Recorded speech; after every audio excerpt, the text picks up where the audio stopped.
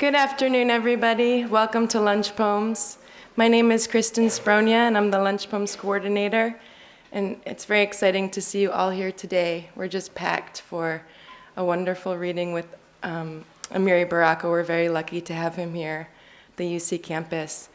And I'm also very happy to announce a new program of the library called Story Hour. It's going to be a fiction reading series that will be kicking off in January with Oakley Hall. January 24th, right here in Morrison, will be our first reading, so please join us for that. And if you're signed up on the Lunch Poems mailing list, you will get a postcard about it in the mail, so be sure to sign up on that today as you leave if you're not already. And now it's my pleasure to welcome Robert Hess, who will introduce Amiri Baraka. Thank you.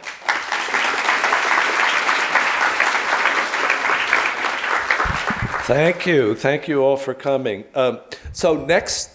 Our next reading, the first Thursday in December, is Monica de la Torre. She was born in Mexico City. She's published one book of poems, a brilliant first book, and this will be her first time to the Berkeley campus, so please come and welcome her.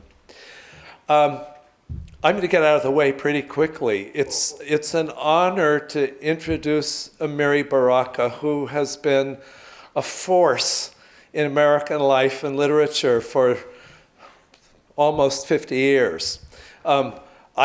Before I read his poems, was already reading the magazine the two magazines, Yuga and Floating Bear, that one found in those years in the cellar of City Lights bookstore. As soon as he began as a young poet in North Beach to publish poetry, he was publishing other poets. Gary Snyder's great Myths and Texts, maybe the poem of the West Coast, published by Amiri Baraka in the Totem Corinth series, the work of Ed Dorn and Jack Kerouac and Allen Ginsberg. He published the first astonishing book of his own poems, preface to a 20-volume suicide note, followed by Blues People, which is available here and is one of the classic books by an American writer about American music, not to be missed. He broke new ground in theater in that same decade with Dutchman and The Toilet and 4 revolutionary plays published before the end of the decade, a novel, this experimental novel, The System of Dante's Hell, a book of first political and social essays, Home.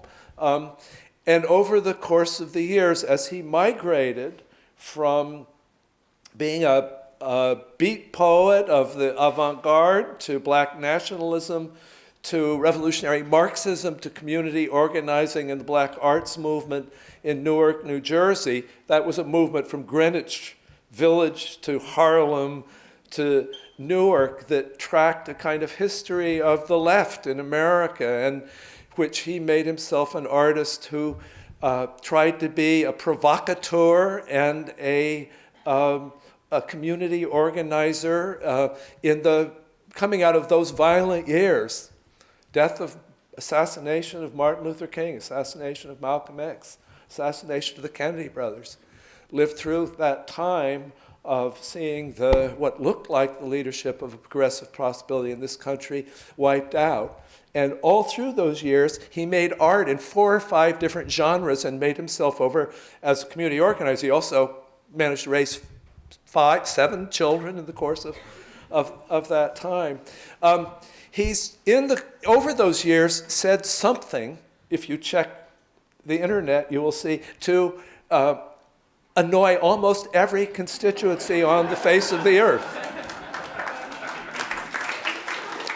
Black people, for example, women, for example, gay people, for example. He said something about sex and race, sex and religion, sex and politics to infuriate almost everyone, and he got himself kicked out of the job of being Poet Laureate of New Jersey by writing in Somebody Blew Up America the proposition that Israeli intelligence knew ahead of time about the bombing of the trade towers, which would, if it's true, make them accessories to murder.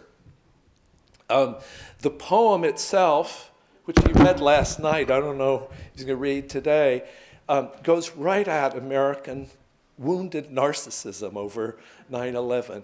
I reading him this morning and thinking about what to say, I thought about Graham Greene in his novel about Vietnam, saying that American innocence is like a leper going through the world without a bell, looking for someone to hug. Among the other things that Amiri Baraka has done in his work is go right at American innocence and describe our life in the way that he does it. But among all of his activities, he's a poet. And one of the things about him as a poet is that he, besides his experiments in the new forms of poetry that emerged in the 1950s, and with jazz poetry and with jazz and hip hop and poetry, his knowledge of the blues, he has an absolutely straight-on ear for the American language, especially for Black American language. Its sweetness, richness, depth, the way that the language of ordinary people talking about ordinary things understand an awful lot about the way the world is. And he, in this selected volumes of poems that spans his career and is the one you want to have in your hand, is able to listen to and make an amazing music out of that language. So please welcome Amiri Baraka.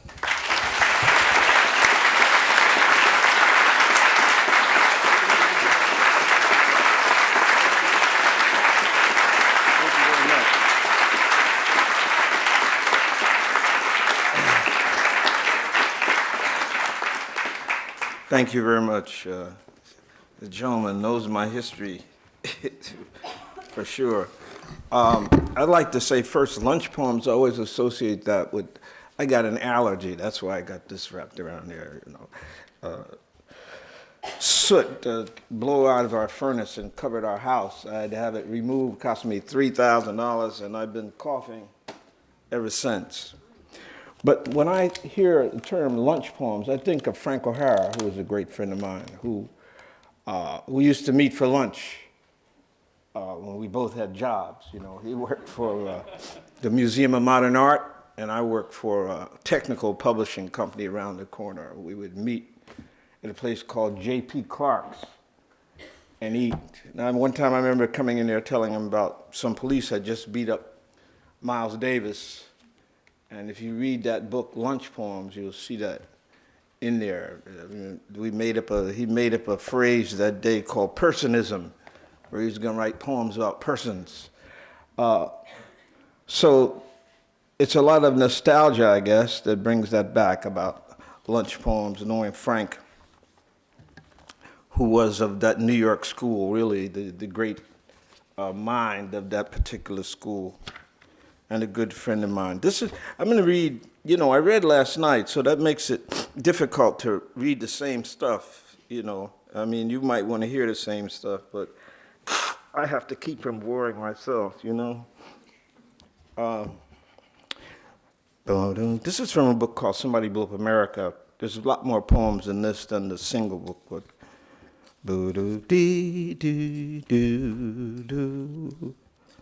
Do do do do do do do do dee da do do do dee da dee do do do do do do. In town, something in the way of things, something that will quit and won't start, something you know but can't stand, can't know but get along with. Like death riding on top of the car, peering through the windshield for his cue.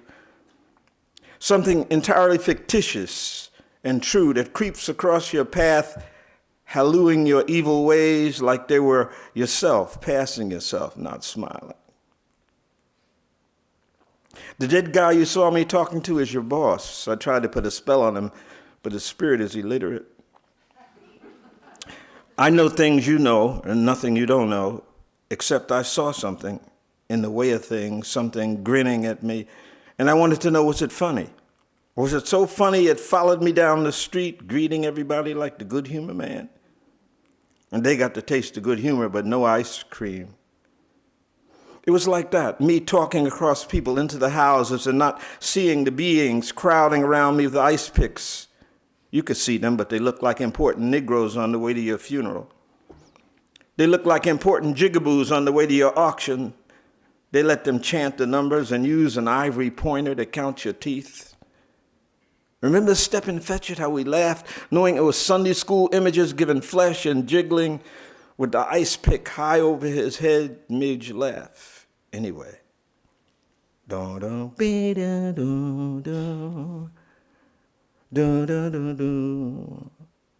can see something in the way of ourselves. That's why I say the things I do. You know it. But it's something else to you. Like that job this morning when you got there, it was quiet and the machines were yearning soft behind you, yearning for their nigger to come and give up his life. Standing there being dissed and broke and troubled. My mistake is I kept saying that was proof God didn't exist. And you told me, no, it was proof that the devil do. But still, it's like I see something, I hear things. I saw words in the white boy's lying rag, said you was gonna die poor and frustrated, that them dreams walk with you cross town is gonna die from overwork. That the garbage on the street is telling you ain't shit and you almost believe it. Broke and mistaken all the time. You know some of the words, but they ain't the right ones. Your cable back on, but ain't nothing on it you can see.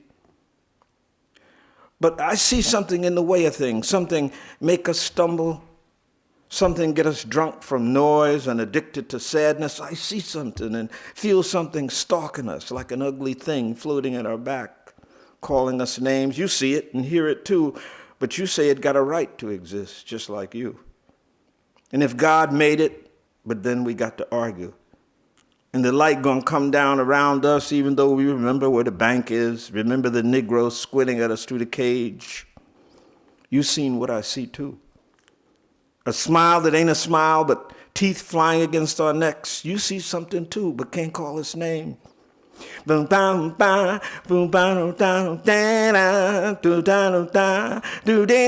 it too bad, y'all said? Ain't it too bad? Such a nice boy, always kind to his mother, always say good morning to everybody on his way to work.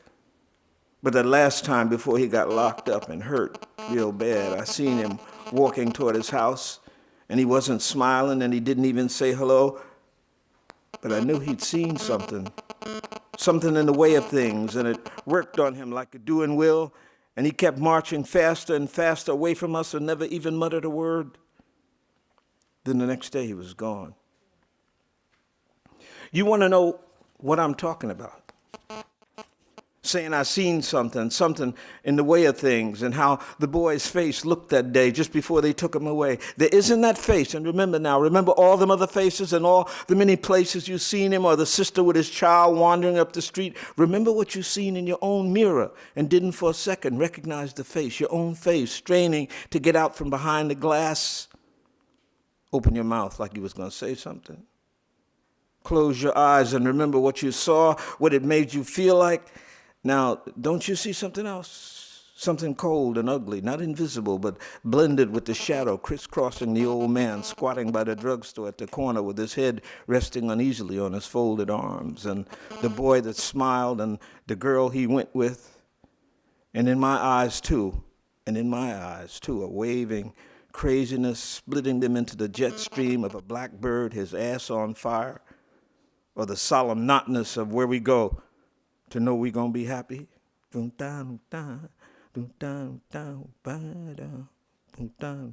I seen something, and you seen it too. You just can't call its name.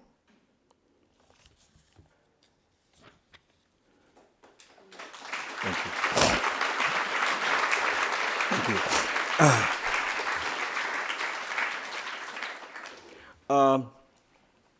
I better turn this off. This is for a friend of mine that, Here's some kind of computer, something buzzing or something like that. Hope it's not in my head. This is for a friend of mine who used to, when he called me up, he'd say, "Prêt pour la révolution," which means ready for the revolution. He got that from Sékou Touré of Guinea. And I wanted to know what he meant by ready, when you said, ready for the revolution. So this is for him, called Understanding Readiness, for Kwame Ture, who was Stokely Carmichael. Beep ba, booty doo doo dee da, booty doo doo dee da, bum bum bum bum bum bum. That's a tune called Johnny Come Lately by Billy Strayhorn. Bee da, booty doo doo dee da. How do we know who we are? Except in the world, going through it together. How do we know where we are except with each other, facing reality like dogs straining on a leash? How do we know who are our friends and who are our enemies? Only by what they do, who they hold on to, who they fight for and support, who they help, who they feed in the storm, whose side they're on. How do we know who can lead? Only by seeing them do it. Only by feeling the realness and hopefulness, their sincerity and courage. Only by touching their love for the actual selves of us. Only by their suffering in our name, the jailings, the beatings and torture. Only by the way our enemies describe them. Only by their wisdom and plans, their affirmations, their pronouncements and positions, what they think, and move on.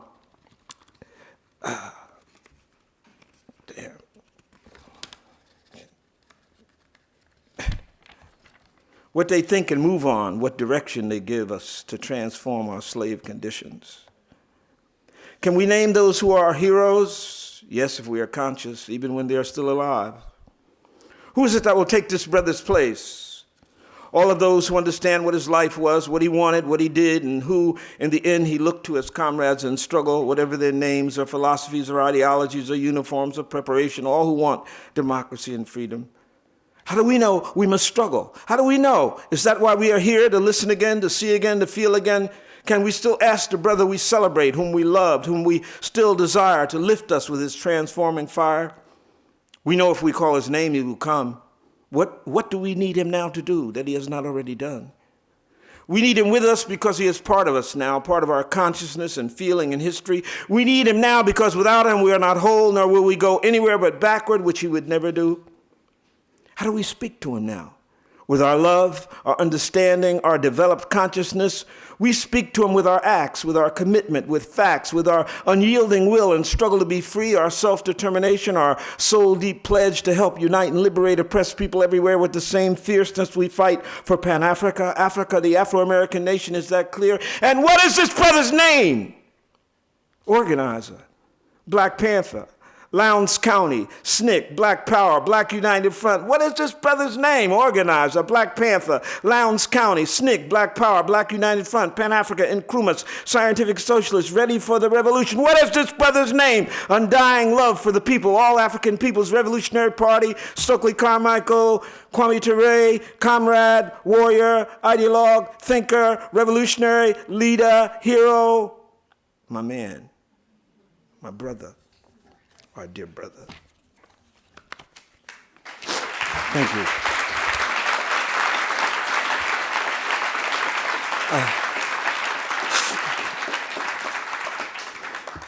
This is,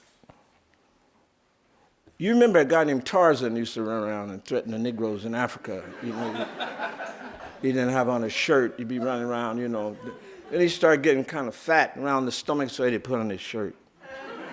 And he changed his name then from Tarzan to Jungle Jim, actually. And then he left there and came over here and became governor of California.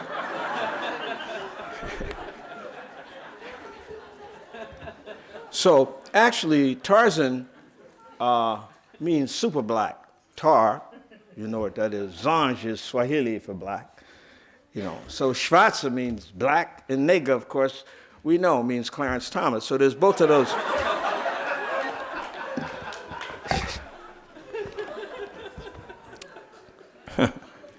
Boom, boom, boom, dun, dun, dun, dun, dun, dun, dun, dun. This is called Jungle Jim flunks his screen test. Dun, dun, dun, dun, dun, dun, dun. James, you should know how the world makes you ugly. You know, James, very ugly. You oogly, we used to say back in the playground, just touching the surface of the thing, not understanding that there's ugly, there's ugly, then various deeper degrees like dirty ugly, sick ugly, devil ugly, death ugly, right on till you get to the bottom of the beginning of some shit too ugly to be dug by mere you, man. I never seen that deepest, dirtiest past serial killer ugly. I seen Bush too and his charcoal imp dummy Neil Bent. I seen a lot A Bilbo, a thing wrapped in white sheets, carrying his burning soul disguised as a baking Negra, eyes melting in the snot. I've seen something so ugly I cancel it out of my mind. And if I try to remember, I get horizontal lines and blood come out of my fingers. Ugly is the first letter of where you is. Satan begin with a S. Put together they is money, a collection of ignorant Medusas, Halloween, piano lessons, and a human skin mask, polka dot with blood. Self is above, dead and unconnected, as if floating, defying gravity with the magic of bullshit. You ugly with and in and because you is was the same. You ugly because you know you ugly and say you ain't.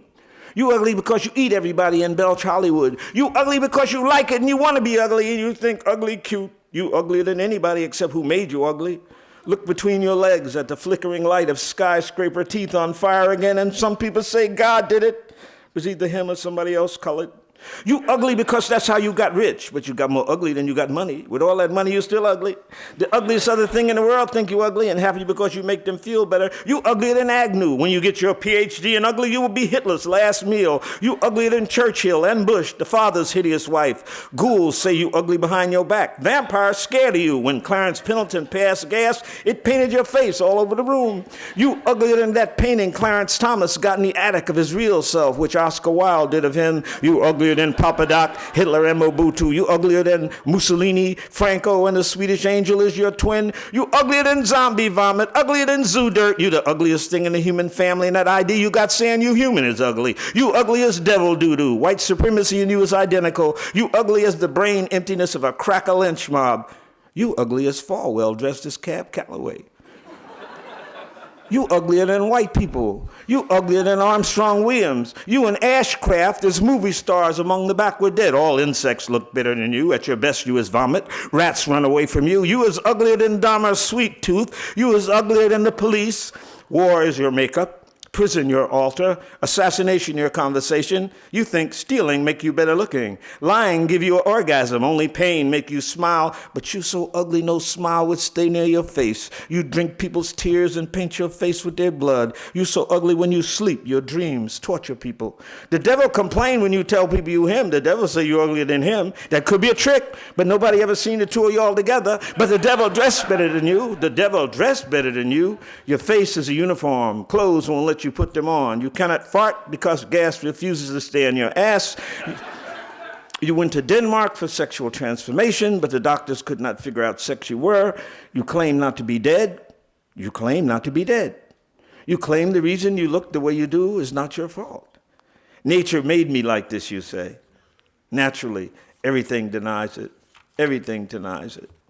Jungle Jim, you flunk your screen test. Ding, ding, ding, ding, ding, ding, ding.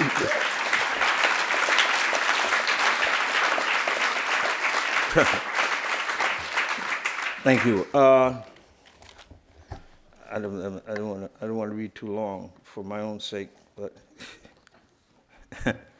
this is a book. I read The Loku last night, so I read some short poems, and I'll read this poem. This is called Monk Poems, poems for Thelonious Monk. Well, you're needing. Are you Thelonious Monk? The conductor asks. I already answered that, Monk said, looking at his wrist like he had a watch. The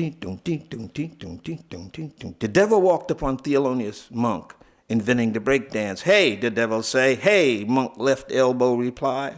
What's that shit? The devil signified. This dude gonna make me lose my high. Monk stopped his shit and walked away. Another lame was all he say. Yeah, we heard Monk had met the devil.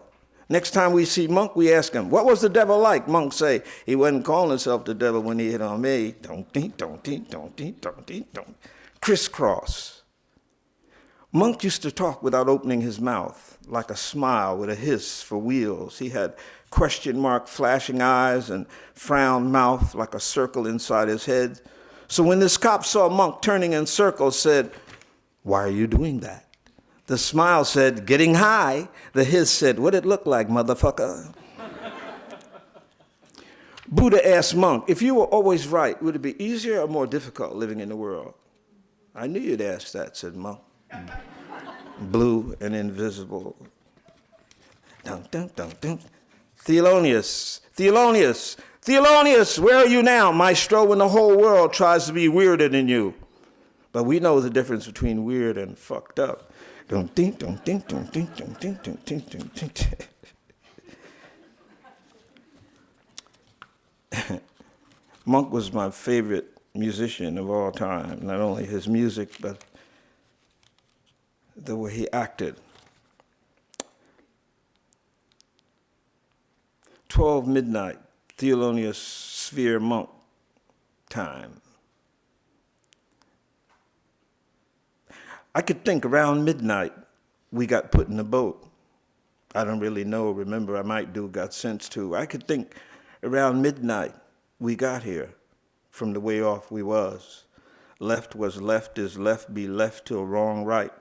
Was red before I read, black before that, mind, memory, turned me blue. I could feel that, Monk did. He could think midnight was deep and dark, even blacker than we, and things around us was quiet. Things alive you couldn't see. So Monk composed the epistrophe.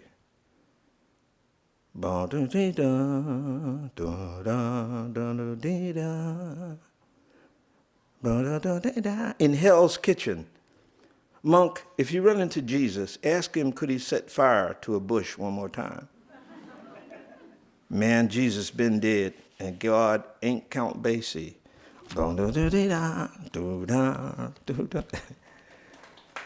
Thank you. I just want to read these two poems. This is called Race or Class. Race or class is the stymieing contradiction puzzling those who ponder affirmative action. The black middle class, some say, has grown so strong as to make any social remuneration for that often crass, betraying bunch redundant. They have already copped that prize for which millions of bloods gave their lives. And there are white folks poor as dirt who make even some brothers and sisters in the project look like they're doing good. Oh yeah, is our reaction. Water climbing up our nervous traceries. But slavery still make it plain that black you was and black you is, no matter what you gain. So yeah, we must include class considerations so that Colin Powell's boring son do not cop at little Abner Jr.'s expense. Right on. But I leave you with this burning fact, which Du Bois was wise enough to state. Many have suffered as much as we, but none of them was real estate. Thank you.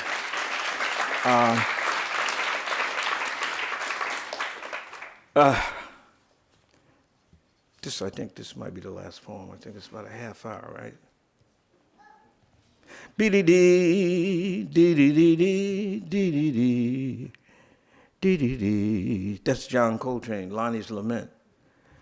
Dee-dee-dee, dee-dee-dee, dee-dee-dee, dee-dee-dee. This is called Fashionness from the Irony of the World. This is the poem I wrote after I wrote Somebody Blew Up America, when these people tried to take this poet laureate, which they couldn't actually do, because it meant they would have to go back in time, which they wanted to do, but actually, what they call it, ex post facto, they'd have to go back in time. So what they did is get rid of the poet laureate position in New Jersey so that we no longer have a poet laureate, so that we officially ignorant before the world. And the poor governor who asked me to resign, of course, had to resign a year later for having a homosexual adulterous affair, which I thought was a lie, actually, because if he was for gay rights, he should have said, I'm gay and I'm the governor, so what now? What you gonna do? But he had to resign, so much, you know, they say what goes around comes around. Be-dee-dee, dee-dee-dee, dee-dee-dee. So this is my reaction to all of that. Fashionness from the irony of the world. That I, the undaunted laureate of the place, daunted in some young as yetted pretense of what they see, they be, as if such where they was yet to be. And then to say they is and is not, like revelations, wow, humans. The skin, the lodging inside dumbness, a slight breeze frees they speech. To speak as if acquainted with small things in the world, eating, belching, farting, murder, robbery. And so, as if, and them too they is, but nothing further, but the wee dots on the deletion resembling the minds of them yet to come. Imagine you were me, or imagine you were thee and we knew all the things both do and is and will ourselves to be. Imagine you were in this place and they wanted to run around pointless, endless, understanding not even why they smell or their hair fall out, or what to do about gout, that they're yet stupid to colds and cancer and death they think holy and ultimate, when death is simply a report card of the ignorant. Nothing dies but that which never lived, and it might return in a white suit and in charge of ugly small mistakes. Somebody at Harvard could win $1 billion in a post if they could find out, but they never will because it is the reason they committed suicide.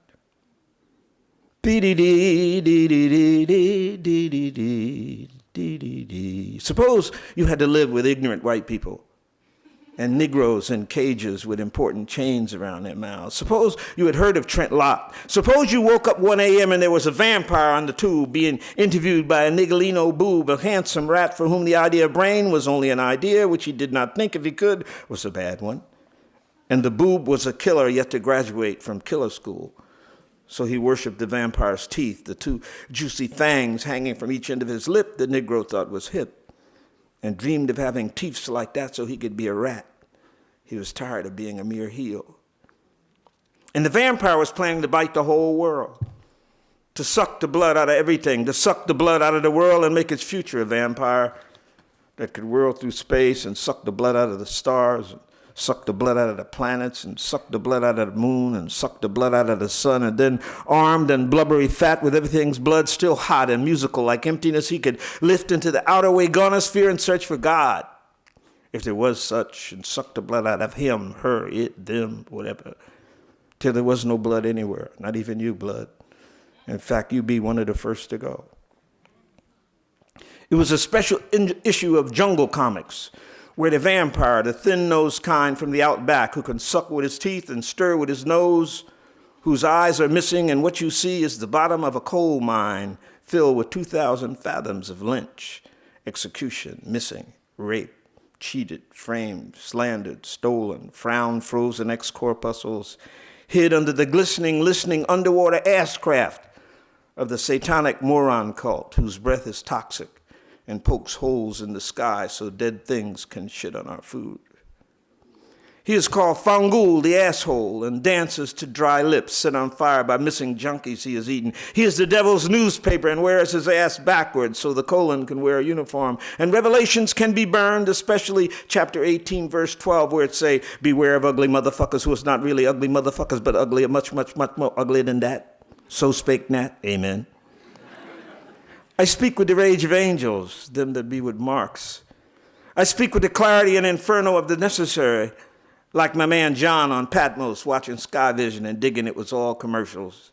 I speak like Alibaba, the Arabian Pope, who when he spoke the magic words opened his sucker up and the mountain swang in vision one day. There would be a John named Train who would blow the same shit. I blow with the deep fear of John on the island looking at the actual devil. I am like him in that I try to count the mammy jammer's heads and horns and find out what will kill him. I speak like him who spoke to Philadelphia and hung out with Jesus before they murdered him. I speak like him who dug that Peter was a coward and gave the Lord up, and that Paul was an anti-Semite who never came out of the closet. I speak as one who knew Judas would drop a dime on the movement and confirmed the chump had hung his lousy self just before I got busted.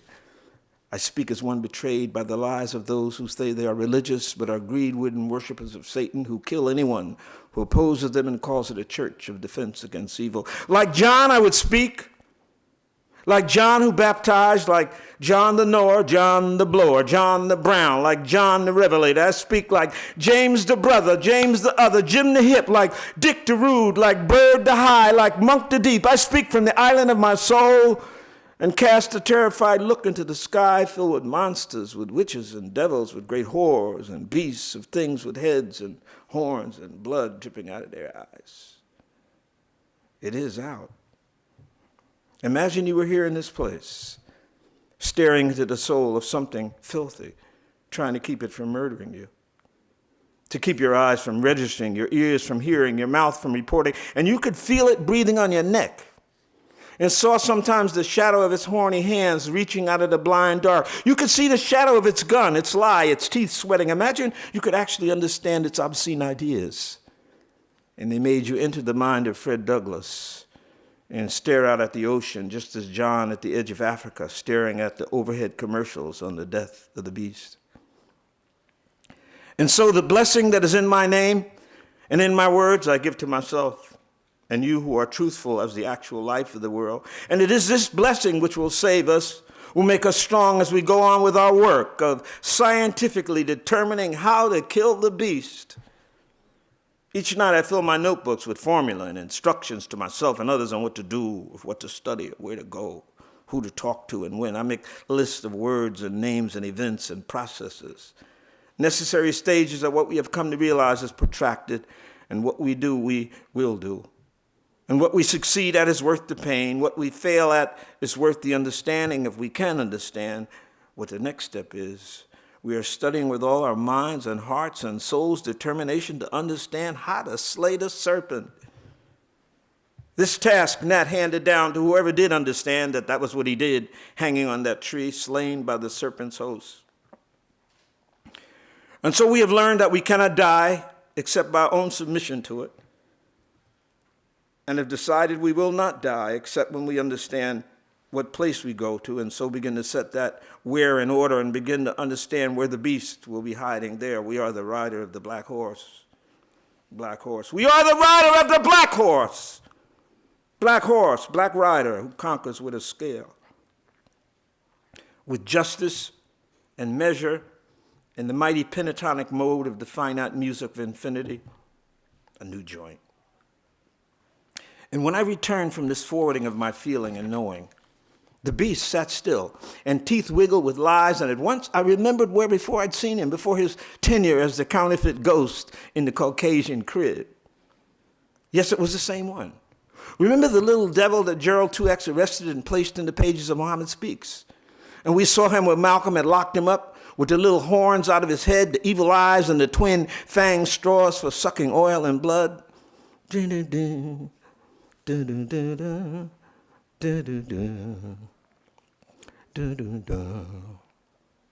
It got clear to me as he rose to leave, and the Negro boob slobbered happiness at being recognized as the newest commode in the Caucasian abode.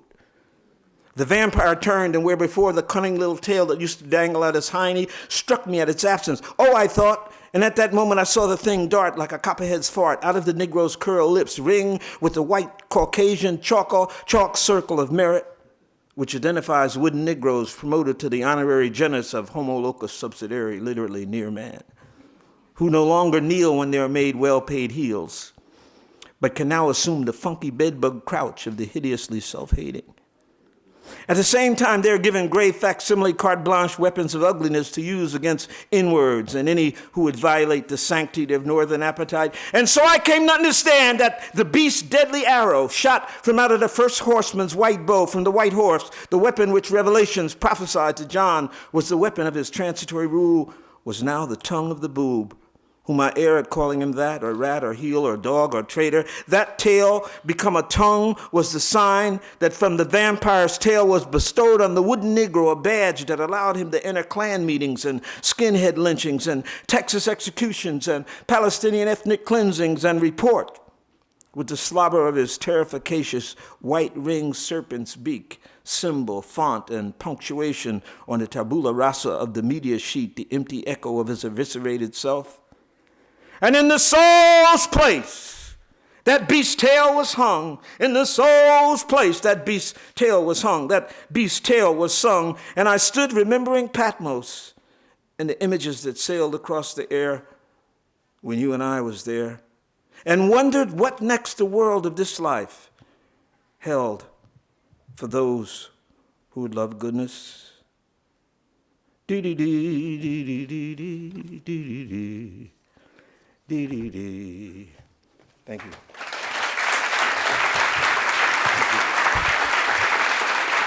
Thank you very much. Thank you. Thank you very much.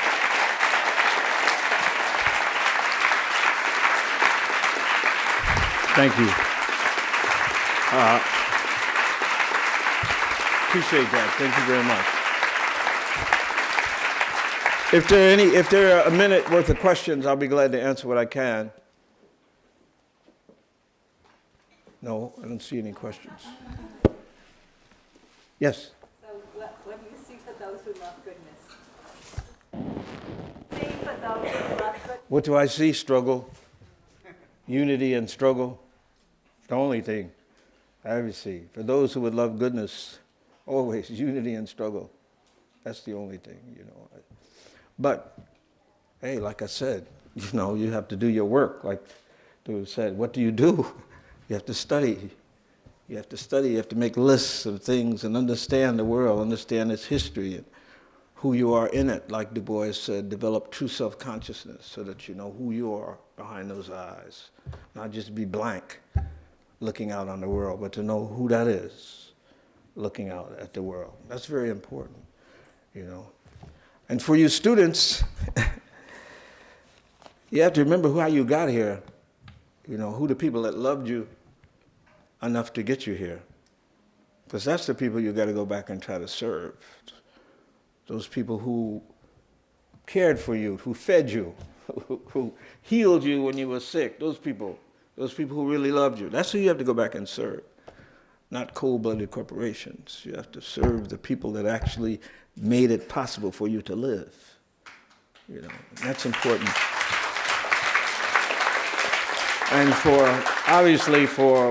for working class white people, for black people, for Latinos, for Asians, particularly them, because they had to bust their ass to get you here. You know, so you got to go help them. You know, there's one of my sons in the back there, my youngest son, Ahi, back there, and one of my sons, Raz, came back. He wanted to run for mayor. He couldn't run for mayor, but he became a councilman in our town, and we were not only proud but happy because that's why we sent him to college. It wasn't coincidence, that's what we did. So your old man and your mother getting tired out here shooting at these people, you know, got to come and help us get in the front line. Why? Because it's really relay race. Human development is a relay race, you know. Give it to another one, give it to another one. It's bizarre if you hand the stick to somebody and they don't even know what is that, you know. So don't any of you students come out of here. And the only other thing I'd say about that is try to study not just what they give you in school. I'm not putting that down. But you should have a little study circle. Get a book. Some book that you always wanted to read, never able to read, get a bunch of y'all. Read it, a chapter every week. Discuss it. That's the way I had my education in the Air Force. I was the night librarian and ordered all the books. So we had the best library in Strategic Air Command, you know. But 7 or 8 of us every night would come in there with a bottle and we would learn. We would talk. We learned the history of Western music. I never knew anything about that. We used to order Palestrina and the motets and Brahms and Vivaldi, you know. And we listened to that. What is that? We taught ourselves the history of Western literature. We didn't know anything about that. What's this? What's this? A Kafka. What's a Kafka, Jones? I don't know what a Kafka is. Open the book, order all the Kafkas. We read these Kafkas by, you know, the end of the month. We discuss Kafka. So that's how we learned, like that. And that's the best way to learn. Not just the banking theory where people deposit money in your, deposit information in your head, but back and forth, back and forth, back and forth. That's the way you learn, you know. Other questions? Yes? Would you share with us what you're reading or studying? I can't, you have to stand up, I can't hear it. Would you share with us what you're reading or studying right now? What am I reading and studying? Well, I'm reading a book, a 900-page book by the great Kenyan author, Ngugi wa Thiong'o, called The Wizard of the Crow. I stayed up all night trying to read that, and I got about 10 pages to go. I mean, by dawn, I was just whipped out. I couldn't handle it anymore, you know. So that's what I'm reading. Also a book called Jonah and the Green Stone by Henry Dumas. those are two books I'm reading. That's the way you do that. You have to read all the time. But seems to me, though, I know you got a lot of work on your hands. That's how I flunked out of college, because I discovered there was stuff I wanted to read that wasn't in my curriculum. You know what I mean? So I spent my time doing that, you know. But I'm not saying get kicked out of college, because not only did I get kicked out of college, I was ashamed to join the Air Force that I had gotten kicked out. I didn't want to tell my parents I got kicked out of college. And so I joined the Air Force. Then I got kicked out of the Air Force. So it just shows you, like Richard Pryor said, was there something I said?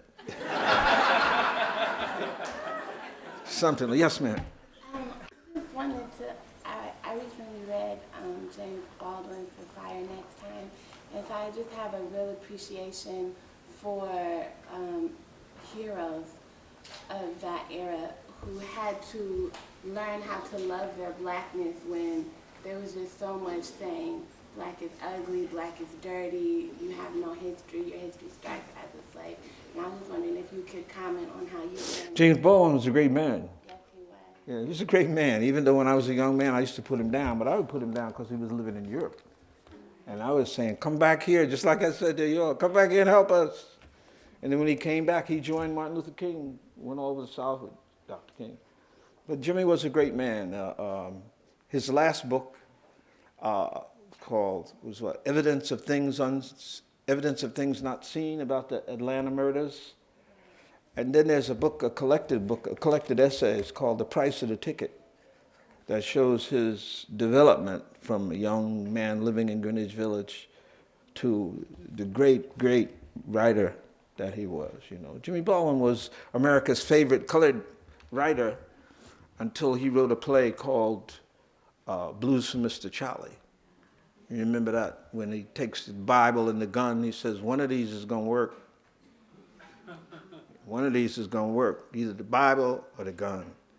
And that's the way that play ends. And then the powers that be began to feel, you know, threatened by that kind of life. But that was the spirit of the times. You know, that was the spirit of the times. We love Martin Luther King, but my generation, when King, you know, when they blew up his house after the bus boycott, and they said, the people showed up with the rifles, Dr. King, what should we do? And he said, if any blood be shed, let it be ours. See, my generation, we say, no, ain't gonna be like that now. If there's gonna be any shooting involved, some other people are gonna get shot too. I mean, so that differentiated, see, that was the differentiation there. And that's what Jimmy is saying in that Blues for Mr. Charlie. You got the young people who are talking about pick up a gun, and you're talking about the old people talking about God's going to save us. Because that's what the old folks said. In the Civil War, if you read Black Reconstruction, which you should read if you want to qualify as an intellectual in America, if you read Black Reconstruction, there's a chapter called The Coming of the Lord, when the slaves thought that that's what had happened. You know, he says, suppose you could meet Jesus one day on the sidewalk one night, coming down the street, and you saw Jesus, and you came and said, Jesus, how come I'm a slave? I'm your man. You know, how come you make me a slave? And Jesus said, just be cool. I'll straighten it out. And so when the Civil War happened, that's what they said. It was the coming of the Lord. You know, so I mean, the old folks still believe that the Lord would intervene and save us. You know, but from Malcolm X on, who said you treat people like they treat you. They treat you with respect, you treat them with respect. They put their hands on you, send them to the cemetery. That was Malcolm's, and we believed that. We were young people, and we believed that. And so Jimmy came back, and he was definitely a God-fearing, he was a little preacher.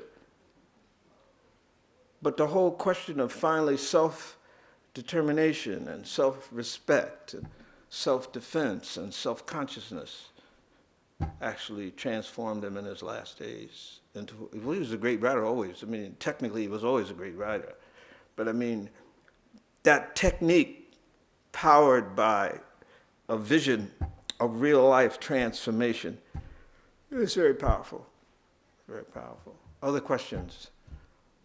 Yes? Jazz seems to be so much part of your work. So could you talk more about that?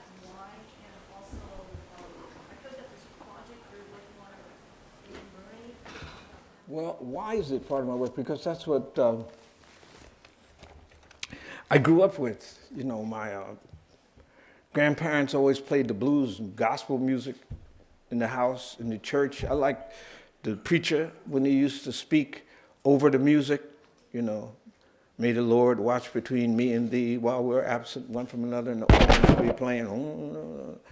To me, that was poetry, you know. I came to, like, not uphold, you know, Jesus in them, you know. But still, to me, Jesus was a revolutionary in that sense, you know. And what the old black people was telling you, you know, that was embedded in my mind, you know. Blues and stuff were always in the street. You know, it was loudspeakers with the blues in our neighborhood. You know, the first record I ever bought was Charlie Parker, Repetition, Dizzy Gillespie. You know, I think I was 13. You know, like the kids would rap today. That's what bebop was to me. You know, it made me think of stuff I had never thought of before. You know, Dizzy Gillespie, Thelonious Monk. Those were my real teachers. Sir Vaughan, Billie Holiday. Those are the people we listened to. And then when I went to college, I had a great professor named Sterling Brown, who I didn't know, who was a poet, great poet. And he saw a fellow named A.B. Spellman, and I were in the same class, Spellman, and you know, we had our little berets on. We thought we were super hip because we heard Charlie Parker, you know, and he said, come to my house, I want to show you something. And we went there, and we saw it like this on the walls, only they were records, 78s, 45s, arranged chronologically and by genre and by artists. And he said to us, that's your history. And it took me 10 years to figure out what I could understand the words. But what did he mean? He meant that's your history, literally, that the people, these Afro-American people are telling you their history in their music. You can chart the way they change, their minds change, where they go, time, place, and condition from that music. And so that was the first book that I wrote, Blues People, was based really on that, on having a great teacher who took me aside and said, you know, there's your history, boy. Check that out.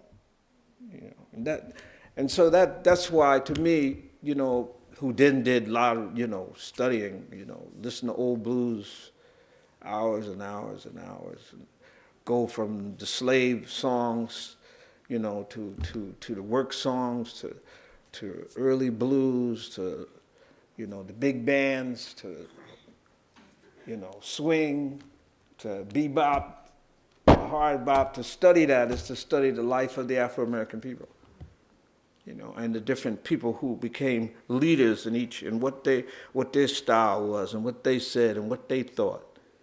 You know, the songs, you know, that they sang, you know. I used to walk around singing Nat King Cole, straighten up and fly right. Ain't a use of lying, you know, I mean, to then think about what that really meant later on, you know. Accentuate the positive, eliminate the negative. Don't mess with Mr. In-Between. Those are things that we walk with, you know, every day. You know, even if they were written by white composers, they were delivered to us by black singers, black musicians. You know. So the music always meant a lot to me. And it was always freer. The music was always freer than literature because it's abstract. You know, it's harder to censor it, you know. So, in the 60s, remember that was when everybody was talking about free jazz, because they actually didn't want to get away from the popular song. Kill the popular song. They wanted to get away from Tin Pan Alley and American popular music. But for me, part of classical American music, I have a book coming out next year called Digging, the Afro-American Soul of American Classical Music. Part of American classical music is all those white composers, too, in the 20s and 30s, who then became vehicles for Billie Holiday and Ella Fitzgerald and Miles Davis and Duke Ellington. That's part of it. That's the real American coming together in a way that's more profound than, say, the social aspect of it. You know, when you hear Billie Holiday sing Cole Porter, you're hearing some classical American music. You see, it's very interesting, very interesting. Other questions? Otherwise, I'm gonna go eat. Oh, there's one question. Yes. I do have one more question since we were just talking about the You blue. have to talk louder. I'm sorry. I know August Wilson admired you tremendously. Did you meet him? Who? August Wilson, Oh, yeah. August. great admirer of yours. Yeah, he was. I knew August when he was young, when we were both young. He was a poet. And I used to go to Pittsburgh for political stuff. And when he used to admire me when I was a beat poet. And I remember when I changed, became black nationalist in those days, he would come up to me all the time and say, you know, Roy, what are you doing, Roy? But then later on, he became a black Muslim. Just shocked the hell out of me. But that was a black Muslim post Malcolm X. See, that's a different kind of black Muslim. But then he stayed there for a hot minute. I think he and Sonia Sanchez joined the Muslims for a hot minute after Elijah Muhammad, after Malcolm X. But then he came out on the other side. But I never knew that August wrote plays until I saw the first one. He was a young poet, I thought, you know. But finally became a brilliant poet. I haven't seen the last play of his. What's that, Radio Golf? I haven't seen that yet. But Jim of the Ocean is a great play, I thought. Okay, thank you very much.